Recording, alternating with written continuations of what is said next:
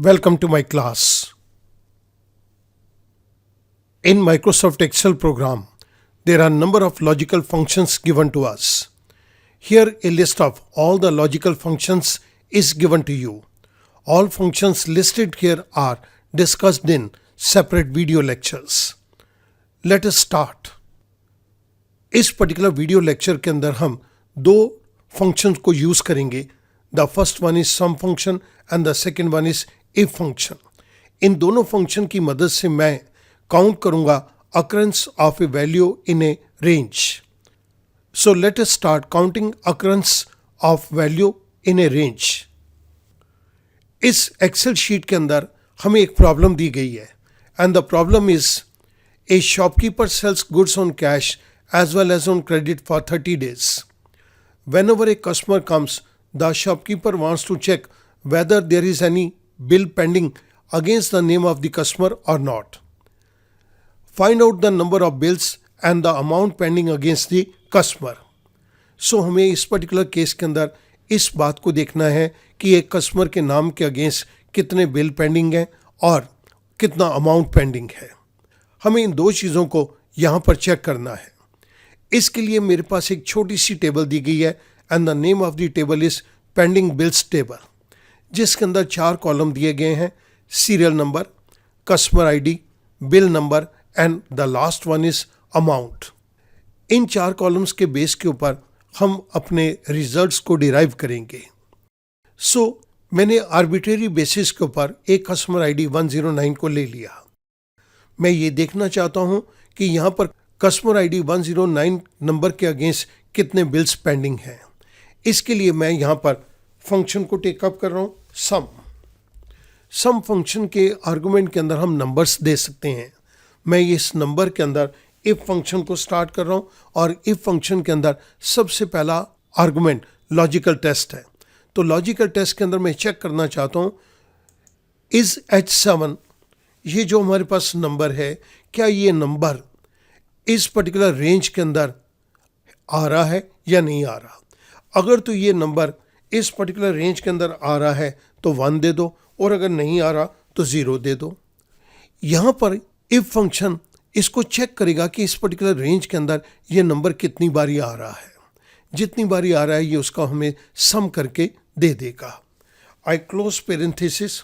ये पेरेंथेसिस मैंने if function का क्लोज किया.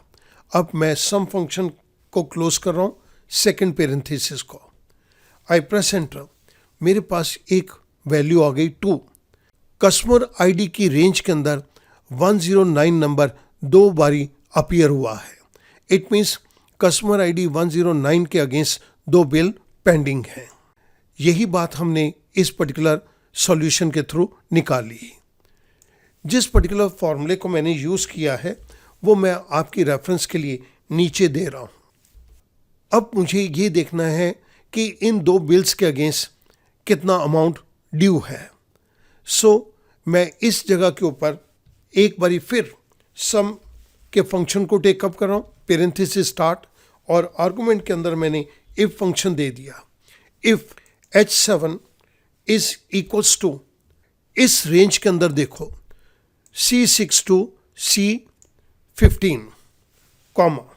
अगर तो ये H7 के अंदर दिया गया नंबर मिल जाता है तो उसके कॉरस्पॉन्डिंग अमाउंट को चेक करो कि कितना अमाउंट है, और अगर ये नंबर नहीं है तो उस केस के अंदर 0 दे दो. Parenthesis close and the final parenthesis close. I press enter. मेरे पास एक वैल्यू आ गई 5000. आप देखिएगा customer ID 109, customer ID 109, the first bill is 2000. Customer ID 109, the second bill is 3000. 2000 plus 3000 it comes to 5000. हमने जिस पर्टिकुलर फंक्शन को यहाँ पर यूज़ किया वो मैं आपकी रेफरेंस के लिए नीचे दे रहा हूँ. अब स्टूडेंट देखिएगा, मैं इस नंबर को चेंज कर देता हूँ. 109 की जगह मैं 119 कर देता हूँ. आई प्रेस एंटर. जैसे ही मैंने एंटर प्रेस किया तो पेंडिंग बिल लिस्ट के अंदर हमारे को ये पता चल गया इस कस्टमर आईडी नंबर के अगेंस्ट एक बिल पेंडिंग है एंड दैट इज़ फॉर ₹3000. 119 119।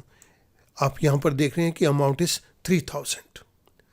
अगर मैं इसको चेंज करके 129 कर देता हूँ, आई प्रेस एंटर, हमारे पास कस्टमर आईडी 129 यहाँ पर है ही नहीं। सो कस्टमर आईडी 1290 के अगेंस्ट ना तो कोई बिल पेंडिंग है और ना ही कोई अमाउंट ड्यू है। लेकिन जैसे ही मैं यहाँ पर नंबर देता हूँ 103, I get the value 103 customer ID के अगेंस्ट एक बिल पेंडिंग है and the amount due is 3000। Student, मैं उम्मीद करूँगा इन दो छोटे फंक्शंस की मदद से अब आप इस तरह की किसी भी प्रॉब्लम को हैंडल कर सकते हैं। जहाँ पर भी आपने ये चेक करना हो कि इस कस्टमर के नाम के अगेंस्ट, आईडी के अगेंस्ट कोई बिल पेंडिंग है या कितना अमाउंट पेंडिंग है, तो आप इन फंक्शंस को वहाँ पर इम्प्लीमेंट कर सकते हैं। I hope now the things will become easier for you. Thank you very much.